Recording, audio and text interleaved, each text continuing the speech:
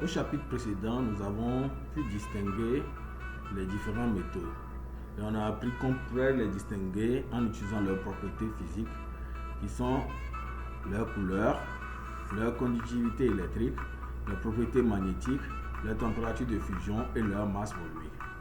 Aujourd'hui, nous allons attaquer la notion de masse volumique, notamment dans la relation entre masse, volume et la masse volumique.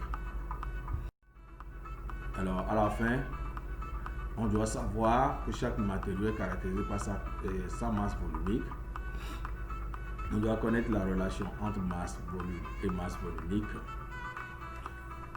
Les compétences sont toujours extraire les informations des documents, s'approprier des outils et méthodes, calculer, interpréter des résultats. Situation problème.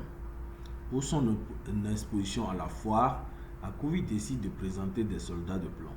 Alors qu'elle vient d'être livrée d'un lot de 27 soldats de plomb, un commerçant averti lui signale que ces derniers temps, l'augmentation du prix du plomb amène certains escrocs à remplacer le plomb utilisé par de l'acier composé majoritairement de fer moins cher. Consigne. En exploitant l'ensemble des documents, aider Accouvi à s'assurer qu'elle a les bons soldats de plomb. Donc le document 1 qui donne les caractéristiques des 25 lots de soldats de plomb. Donc la masse totale des 25 soldats fait 1,4 kg, volume de métal utilisé par soldat 5 cm3. Document 2. Notion de masse volumique.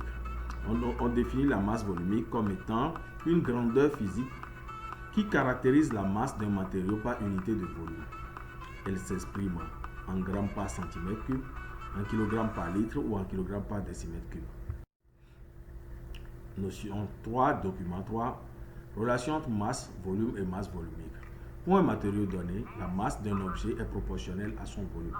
Le coefficient de proportionnalité est noté ρ, la lettre R en alphabet grec, égale M sur V. Donc M pour masse en kilogrammes ou en grammes, V volume en centimètres cubes ou en mètres cubes. Ρ est en grammes par centimètre cube ou en kilogrammes par décimètre cube. Alors, document 4. Masse volumique du plomb et du fer. Donc, on a la masse volumique du plomb, c'est égal à 11,3, alors que celle du fer est égale à 7,7. Donc, ça y est, vous allez utiliser les critères de réussite.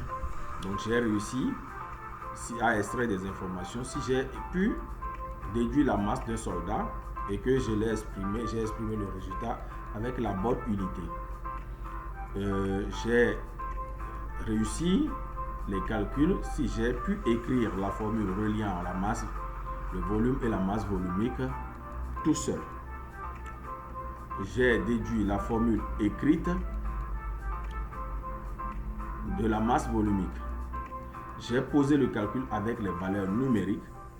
J'ai exprimé les résultats sous forme de grandeur, valeur et unité. Donc la grandeur, comme par exemple masse volumique, sa valeur et son unité qu'on peut exprimer soit en grammes par centimètre cube ou en kilogrammes par décimètre cube.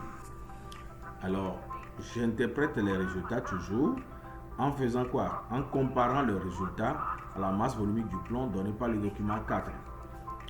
Alors, j'ai conclu en utilisant des connecteurs logiques dans mon raisonnement. Alors, on compare donc la masse volumique du plomb. D'accord? Alors, si vous comparez et que la masse de toutes les façons n'est pas égale à la masse volumique du plomb, ça veut dire forcément il y a quelque chose qui s'est passé. Donc, réfléchissez bien. C'est parti. Au travail. Consigne numéro 2. Écrire une conclusion qui définit et résume la relation entre masse volumique et volume tout en précisant les unités. Allez, C'est parti. Donc, la correction viendra plus tard dans une autre séquence. Merci.